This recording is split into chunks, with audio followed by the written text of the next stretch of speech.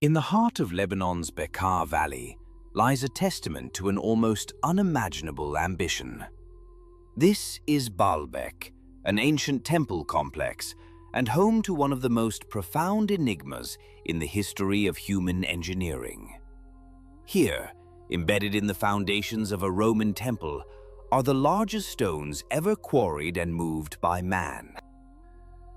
They are known as the Trilithon, 3 monolithic blocks of limestone, each measuring over 19 meters in length, nearly 5 meters in width, and 4 meters high. The weight of each is estimated at a staggering 800 tons. And they were not merely set upon the ground, they were raised with impossible precision to a height of 7 meters, forming the western retaining wall of a colossal podium. They rest upon a course of smaller, yet still gigantic blocks, each one a marvel of its own right. But the full scope of this undertaking is not found at the temple, but a short distance away in the ancient quarry. Here, the true scale of the builder's vision lies frozen in time. We find the world record holders, megaliths that dwarf even the Trilithon. The stone of the south, and beneath it 2 others, lie in silent wait. One, known only as the Forgotten Stone, is the single largest piece of worked stone on the planet. Its weight is calculated at 1,670 tons. It spans nearly 20 meters long, 6 meters wide, and 5.5 meters high. Crucially, its base is still fused to the bedrock, a project abandoned in the midst of creation. These were not monuments in themselves. They were components, destined for the temple platform. Archaeologists believe they were intended to complete the podium wall, a space where 10 more blocks of the Trilithon's size would fit perfectly. The Forgotten Stone, vision being realized, it would have required a total of 14 blocks, each weighing over 1,000 tons, to crown the structure. The result would have been a Roman podium of canonical design, but on a scale that has never been witnessed, before or since. Upon this cyclopean foundation, the Romans erected their own masterpiece, the Temple of Jupiter. Had it survived the ravages of time, its grandeur would have effortlessly eclipsed the nearby and beautifully preserved Temple of Bacchus. Among its ruins stand the largest surviving columns of the ancient world, each a silent sentinel the height of a 5-story building. Next to this behemoth, the Parthenon in Athens would have appeared as a miniature. These columns, carved from Aswan syenite, tell a story of their own, transported all the way from Egypt, another monumental feat. And yet, even these Roman giants were placed upon the 7-meter-high platform of mystery. A platform built upon another, even older foundation, riddled with vast internal tunnels. The writer Mark Twain, visiting in the 19th century, remarked that a freight train could pass through them with ease. Today, these passages house a museum, but no artifact within can compete with the sheer scale of the tunnel itself. The mystery deepens still. On the opposite side of the complex, a grand staircase leads to the propylaea, the formal entrance. But these are no ordinary steps. They are carved from single, monolithic blocks of stone, each one a cousin to the Trilithon, hewn into the shape of a stairway. Nowhere else on Earth does such a colossal staircase exist, sculpted from a single piece of the planet. Baalbek asks a question that echoes through millennia. We see the Roman ambition, but beneath it lies the work of another, older hand. Builders who thought not in terms of bricks, but of mountains. Their identity is lost to time, but their work endures, a silent testament to an ambition that borders on the divine, a riddle carved in stone, waiting for Most people stop watching right here, but if you continue, you'll discover something almost no one knows. an answer that may never come. In the heart of Lebanon's Beqaa Valley, under the unblinking gaze of the sun, lie stones that defy reason. A podium of megaliths so vast, so perfectly joined, they seem to mock the very notion of human limitation. The question that echoes through these ruins is not merely one of history, but of possibility itself. Who built this colossal sanctuary?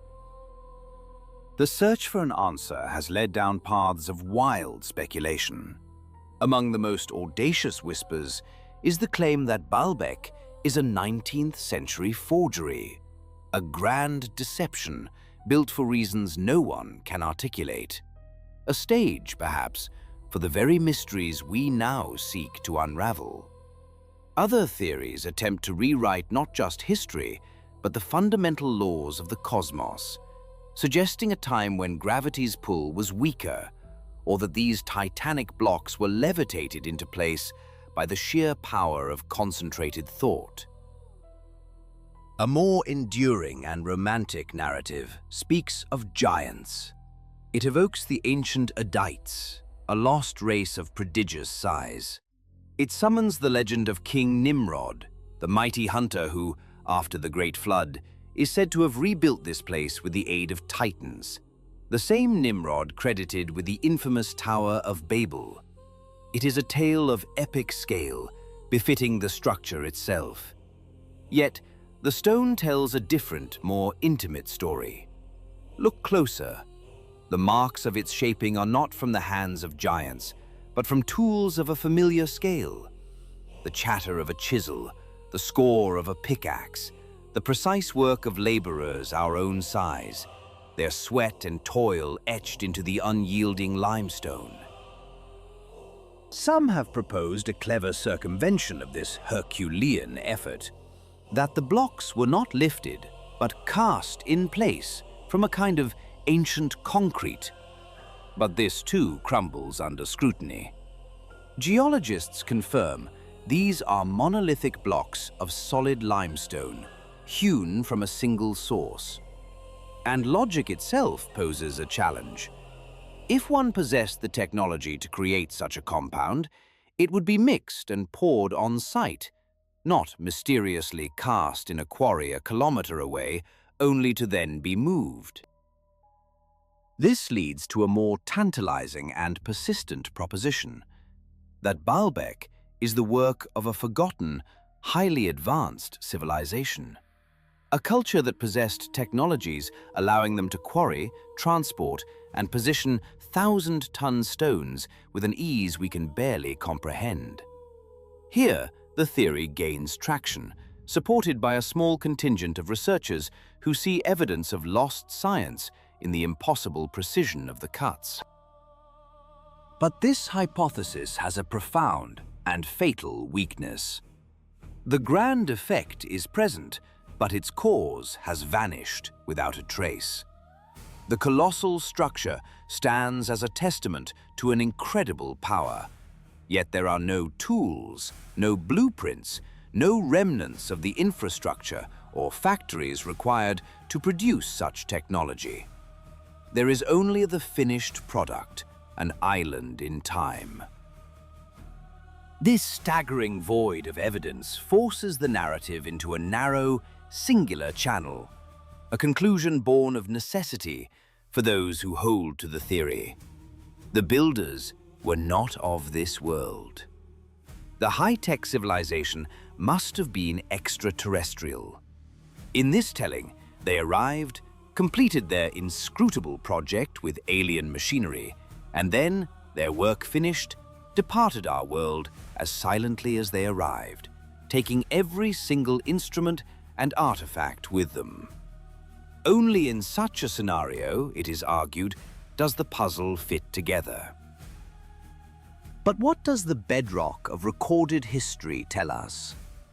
The first known mention of this place surfaces in the Amarna letters, diplomatic correspondence from the 14th century before our era. Long before the Romans, this was a sacred site for the Phoenicians, home to a temple dedicated to the great god Baal, the lord of the storm and fertility. What this shipped and revered. But as empires rose and fell, as new religions supplanted the old, theists of demonic entities. Historians and archaeologists paint a picture not of instantaneous, Stay with me, because what comes next has been hidden for a miraculous construction, but of a slow, relentless, and multi-generational human endeavor.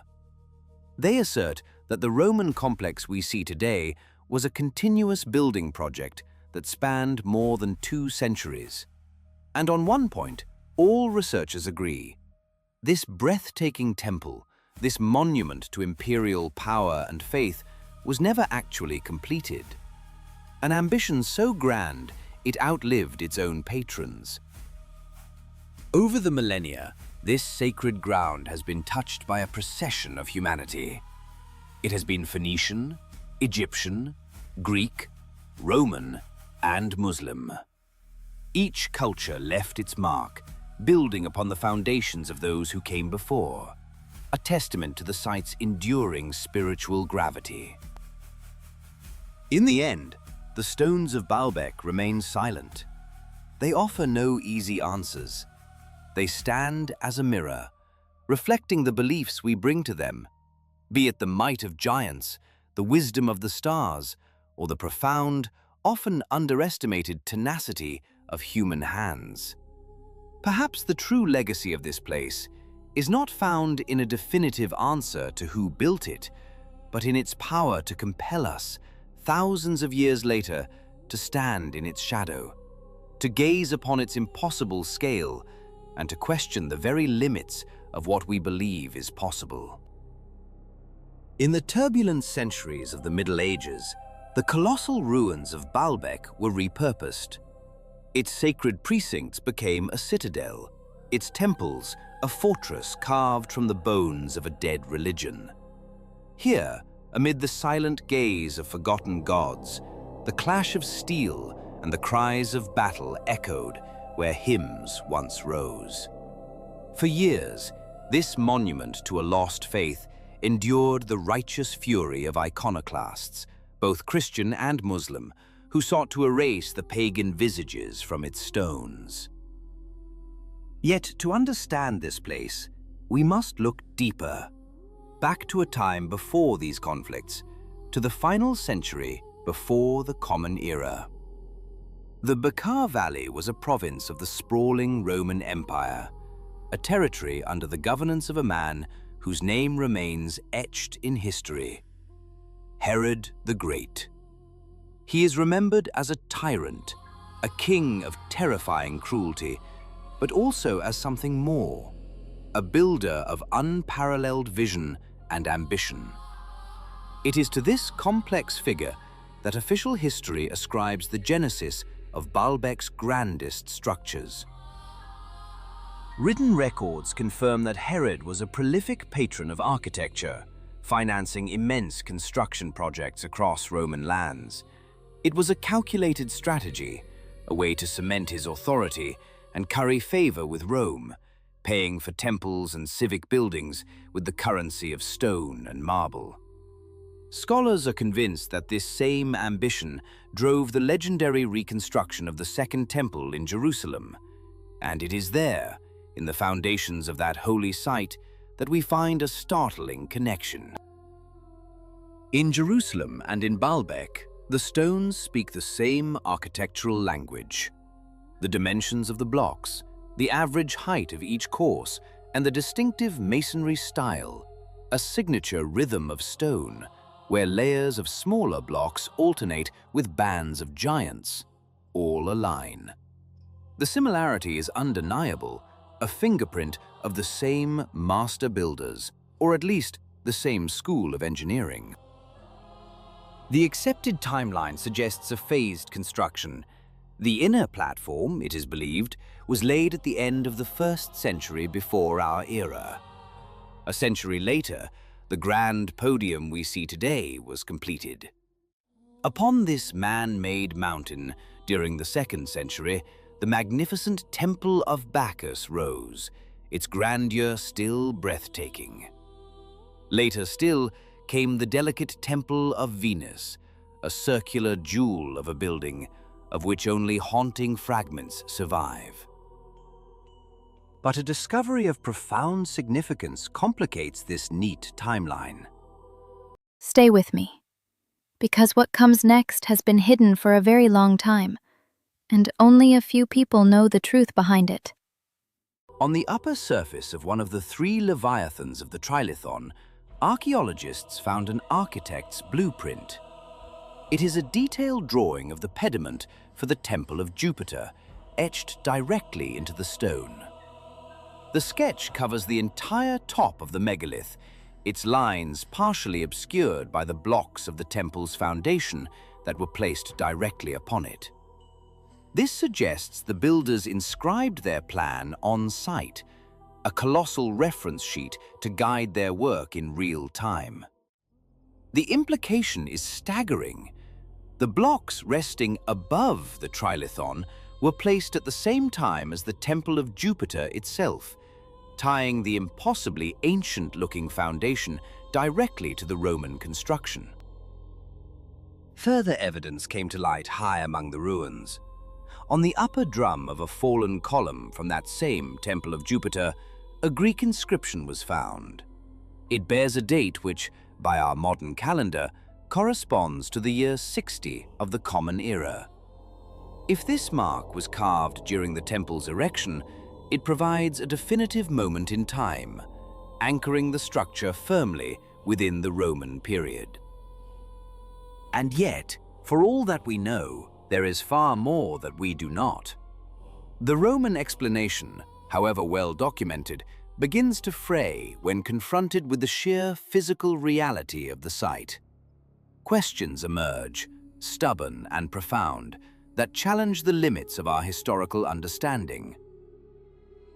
How did the original quarry masters know that the bedrock ran deep enough to yield such monolithic, standardized blocks, each one a perfect 5.5 meters in height?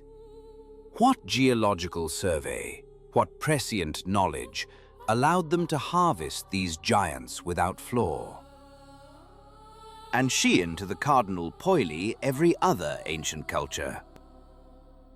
The craftsmanship itself presents a paradox. How were the seams between the megaliths made so perfect that a razor's edge cannot be slipped between them? Even proponents of the conventional narrative struggle to explain the logistics. How were blocks weighing hundreds of tons not merely lifted, but nudged and shifted and ground into place with microscopic precision to eliminate any gap? Baffling tool marks cover many surfaces. Strange circular striations, hauntingly similar to the scoring left by a modern industrial lathe, are found on massive granite columns. And in one section, a corridor appears to have been bored directly through a solid, pre-existing block of the foundation. The mind recoils at the implication that this... If you think you've seen everything, wait, what comes next will turn everything upside down. passageway was carved out after the megalith was already in place. For what purpose and with what technology? Perhaps most unsettling is a scar of destruction that runs on. A second wall bears an identical pattern of damage. It is a perfect, symmetrical echo of ruin, as if a singular, unimaginable force passed through the very fabric of the stones, leaving a coherent trail of its passage. The stones of Baalbek offer no easy answers. They stand as a testament not only to what humanity can build, but to how much it can forget. Each block is a question, each perfect seam a challenge to our own story of the past. They remain in unyielding silence, guardians of a lost knowledge, leaving us to wonder at the audacity of the ambition that placed them there. In the colossal shadow of Baalbek, the stones themselves bear witness to the passage of violent ages. Etched into one wall is a scar, a wound in the edifice that later hands have attempted to mend with meticulous care. Nearby, another gargantuan block tells a different story. It is ruptured, as if pierced by an unimaginable force, its gaping void now plugged with a mosaic of smaller stones. One might easily attribute these injuries to the tremors that have long shaken this land, the patient, destructive power of the earth. But to stand here is to feel the pull of a deeper mystery, to wonder if this damage is not the scar of an earthquake, but the echo of far more profound events, lost to the annals of history. Faded photographs from centuries past offer a glimpse of this place before the age of modern inquiry, capturing the temple of Bacchus in a state of ruinous grandeur. Yet, few pause to truly examine these images, to see what they reveal. Whispers persist among certain researchers, pointing to a single column, suggesting that its core is not stone, but a secret of iron, a metallic rod deliberately concealed from our eyes beneath a sheath of ancient mortar. A hidden technology or a fanciful dream? The official narrative, of course, offers a solution grounded not in hidden metals, but in human muscle and Roman ingenuity. We are told that the subjects of the empire hewed these megaliths by hand.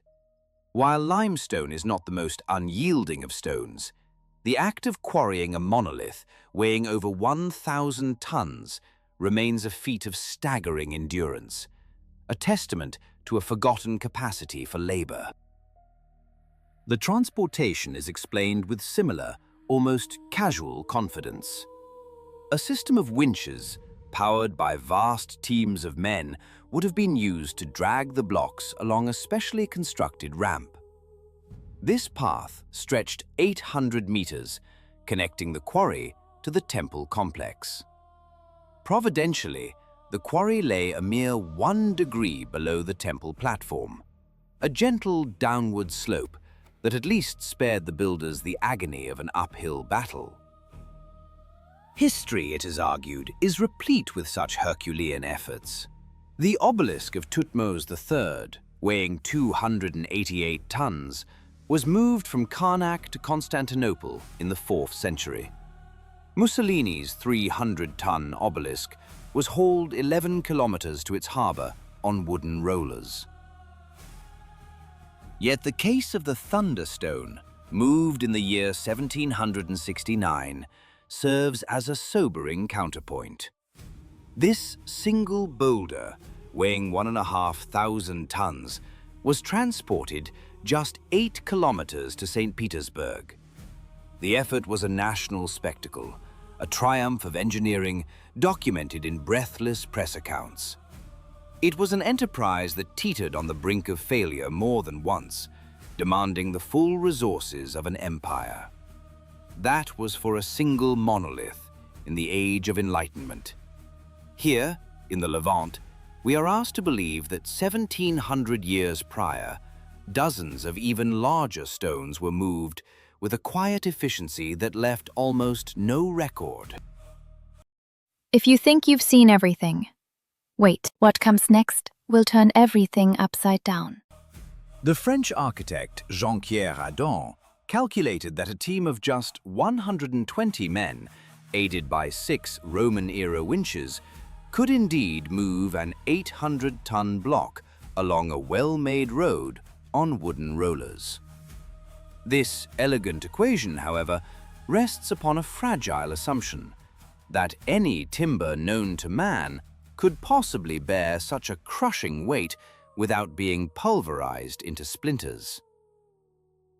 But this leads to a more fundamental question. Why here? Why in Baalbek, And in Jerusalem, did this obsession with the colossal take root, while Rome itself, the very heart of the empire, was built on a more human scale? The answer may lie not in the ambitions of emperors or the secrets of forgotten gods, but in the very earth beneath their feet. Here, in the Beqaa Valley, lay immense deposits of pristine, high-quality limestone. It was strong, consistent, and free of the fractures and imperfections that would doom a megalithic project. The perfect material was not somewhere across the sea, but a mere 800 meters away. Rome, by contrast, was built upon travertine and tuff, stones wholly unsuitable for such monolithic architecture.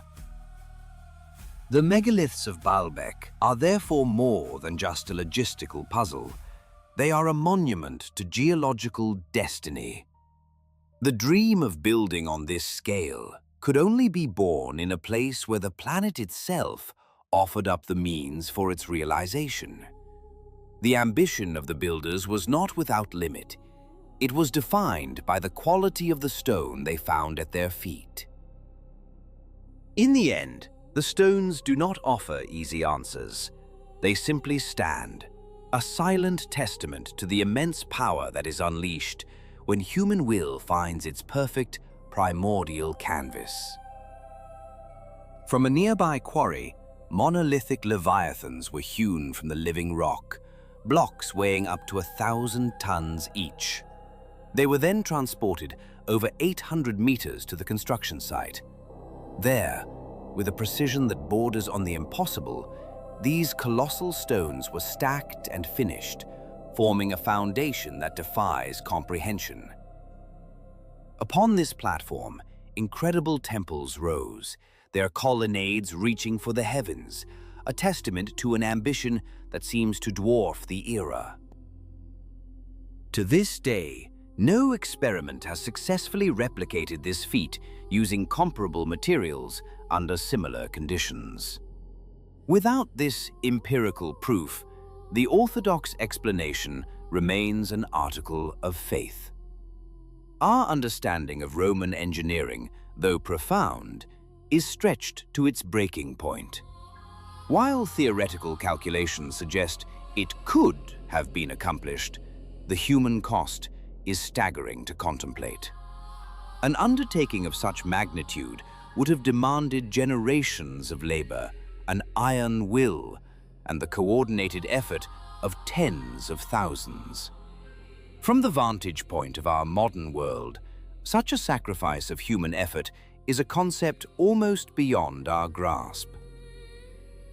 And so we are forced to confront another possibility: that these foundations were not laid by the Romans at all, but are the silent legacy of a far older civilization, a people whose history has faded into the realm of myth and legend. Perhaps the true value of these questions lies not in providing definitive answers, but in their power to challenge our assumptions. They compel us to look deeper into the shadows of our recorded past. For these stones do more than anchor a temple to the earth. They challenge the very foundations of our own history, whispering of a past far grander and more mysterious than we have yet dared to imagine.